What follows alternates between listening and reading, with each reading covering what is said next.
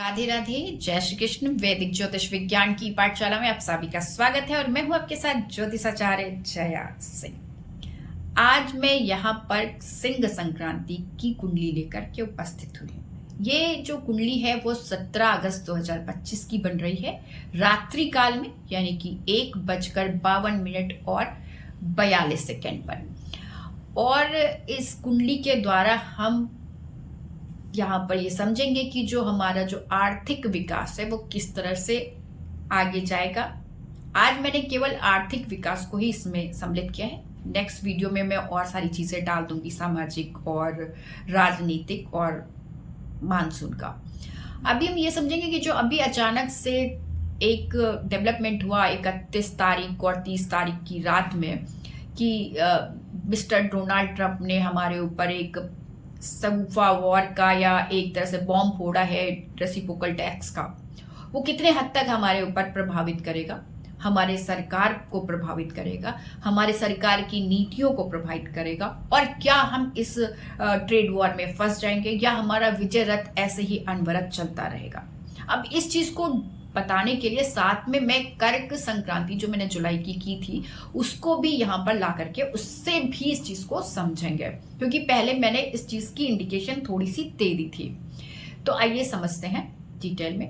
देखिए, जब से ये ऑपरेशन सिंदूर हुआ जो बहुत ही सक्सेसफुल रहा और हमारे देश के लिए बहुत ही गर्व का विषय है, और उसको लेकर के विपक्ष जिस तरीके से मोदी जी का विरोध कर रहा था और करते करते कब देश विरोधी हो गया, ये स्पष्ट तौर पे दिखाई दे रहा है। ये चीज मैंने कर्क संक्रांति में एकदम स्पष्ट तौर पे कही थी कि यहाँ पर कुछ बहुत बड़ा मूर्खतापूर्ण डिसीजन हो सकता है।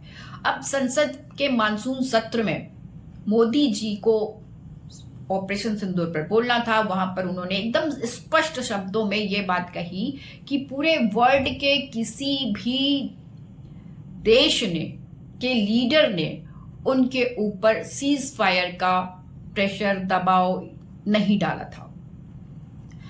अब ये एक पक्ष था और ये क्लियर कर रहे थे मोदी जी, और उधर मिस्टर डोनाल्ड ट्रंप जो कि यूएसए के प्रेसिडेंट है, उस समय प्लेन से कहीं जा रहे थे। उन्होंने प्लेन से उतरने की भी जहमत नहीं उठाई और प्लेन से ही उन्होंने अपने मीडिया चैनल और जिसके थ्रू भी उन्होंने बताया कि हिंदुस्तान के ऊपर, भारत के ऊपर उन्होंने 25% प्लस रेसिप्रोकल टैक्स लगा दिया है।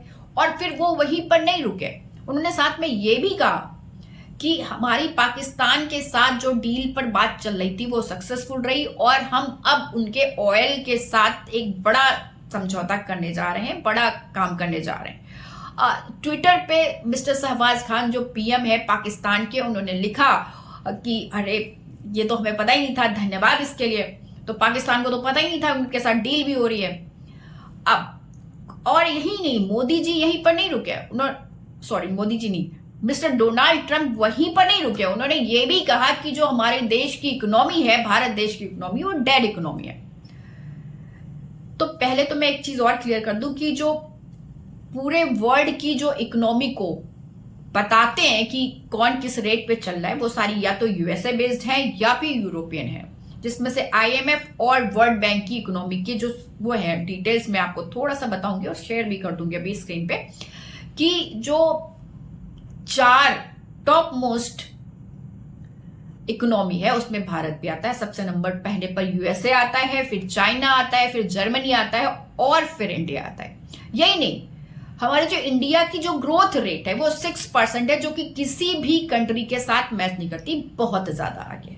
तो ये डेड इकोनॉमिक तो बिल्कुल नहीं है जो कि मिस्टर ट्रंप ने बताया है। दूसरा पॉइंट, अब मैं यहां पर आती हूं कि जो मिस्टर मोदी जी हैं उनके ऊपर इतना प्रेशर डाला गया दोनों तरफ से। एक तरफ से वो ब्लैकमेल कर रहे थे मिस्टर ट्रंप और एक तरफ से, दूसरी तरफ से हमारा विपक्ष कहीं ना कहीं हमारे दुश्मनों के साथ मुल्क की मिली भगत जैसे दिखाई पड़ी, कि वो प्रेशर डाले थे कि भाई तुम करो, तुम बताओ, ऑपरेशन सिंदूर बताओ। जैसे एक डिस्परेशन था कि नहीं बताओ, जबकि सभी को पता है कि हम बड़े सक्सेसफुली इस चीज को हमने हैंडल किया है। अब इसको हम चार्ट के द्वारा समझेंगे कि आर्थिक विकास में क्या होने जा रहा है। आर्थिक विकास में क्या हम ऐसे ही निर्वाह चलते रहेंगे? देखिए, एक तो बड़ी पॉजिटिव चीज दिखाई दी है कर्क संक्रांति में भी। मैंने कहा था कि आर्थिक रूप से हमारा डेवलपमेंट में कहीं भी दिक्कत नहीं आ रही है, और ये चीज एकदम क्लियर दिखाई दी कि जब चाइना के ऊपर उन्होंने रेसिप्रोकल टैक्स लगाया था तो अचानक से स्टॉक मार्केट क्रैश कर गई थी। पर 30 और 31 जुलाई और अगस्त के मंथ का जो एक चार्ट बना स्टॉक मार्केट का, उसमें कहीं पर भी स्टार्टिंग में थोड़ा सा हुआ था डाउन, फिर उसने अपनी गति पकड़ ली और आगे बढ़ गया। तो कर्क संक्रांति में कोई दिक्कत नहीं आई थी। अब हम आते हैं सिंह संक्रांति पर। तो सिंह संक्रांति में जो सूर्य है वो 3rd हाउस में जा रहे हैं, केतु के साथ जा रहे हैं सिंह राशि में 3य भाव में। तो 3य भाव में केतु और सूर्य का संबंध एक बहुत अच्छा संबंध है, पराक्रम को दिखाता है और बहुत अच्छी तरीके से हम आर्थिक रूप से आगे बढ़ते हुए, पराक्रम के बल पर आगे बढ़ते हुए दिखाई देते हैं। पहला पॉइंट। सेकंड पॉइंट यह है कि जो लग्न है वो मिथुन लग्न है, जो कि हमारी देश की कुंडली का 2य भाव है, धन भाव है, जिस पर गुरु और शुक्र का गोचर है। गुरु और शुक्र वहीं पर स्थित हैं, तो फिर आर्थिक रूप से हमारी संपन्नता को ही प्रकट करते हैं। 3rd नंबर पे आते हैं। यहां पर जो लग्नेश है बुध, वो 2य भाव में कर्क राशि में है और वो भी पुष्य नक्षत्र में है। तो फिर हम निर्बाध आगे बढ़ते हुए ही स्थिरता की तरफ दिखा रहा है। अब इसके बाद हम एक और धन के लिए देखा जाता है, आय के लिए देखा जाता है, वो होता है एकादश भाव। तो एकादश भाव का जो यहाँ पे स्वामी बनता है वो मेष राशि है और स्वामी बनता है मंगल, जो कि 4th भाव में लक्ष्मी स्थान में केंद्र में बैठा है और वहां से वो एकादश भाव को देखता है। तो फिर एक बहुत अच्छी कॉम्बिनेशन यहाँ पर आर्थिक रूप से दिखाई देती है संपन्नता की तरफ। तो ये जो कॉम्बिनेशन बन रहा है वो एक्सीलेंट कॉम्बिनेशन बन रहा है। अब अगर लग्न चार्ट को देखें तो उसका जो 2य भाव का स्वामी है वो चंद्रमा बनता है, जो कि 12 भाव में चला गया है और वो भी वुच्च का होकर के बैठ गया है, जिस पर अष्टमेश और नवमेश शनि की दृष्टि है। तो यहाँ पर थोड़ी सी रुकावट है, पर कुछ गुप्त त्रुटि जो हमारे देश को आगे ले जाएंगी और आर्थिक रूप से नए और बहुत ही पॉजिटिव संबंध बनेंगे जो विश्व के साथ, बाहर की कंट्रियों के साथ, और हमारा जो रथ है आर्थिक वो निर्बाध आगे बढ़ता हुआ, स्थिरता की साथ आगे बढ़ता हुआ दिखाई देता है।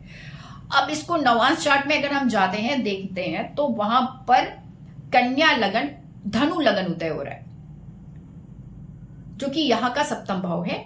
और जो 11th हाउस है, आय के भाव, वहां पर बुध बैठे हैं, जिस पर मंगल, गुरु और सूर्य की दृष्टि है।